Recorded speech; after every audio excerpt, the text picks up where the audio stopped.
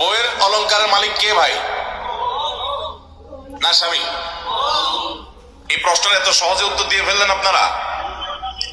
আচ্ছা, বউ যদি হয় তাহলে আমার এবার প্রশ্ন, আপনার বইয়ের যে গহনা আছে, আপনার হঠাৎ করে বিদেশ যাওয়ার দরকার হয়েছে, ভিসা এসে গেছে, টাকা পুরা জোগাড় নাই, তখন বইয়ের গহনা বিক্রি করে কি করে না? অনেকে কিভাবে বিক্রি করে? কিসের অনুমতি? অনুমতি নেওয়ার ধার ধারে বলে তোমার স্বর্ণটা দাও, বিক্রি করে যায়, আমি গেলে তোমার আবার কিনে দিব। তো এটা তো হাওলাত হলো। হাওলাত নিলে তো দরখাস্ত করতে হবে, তাই না?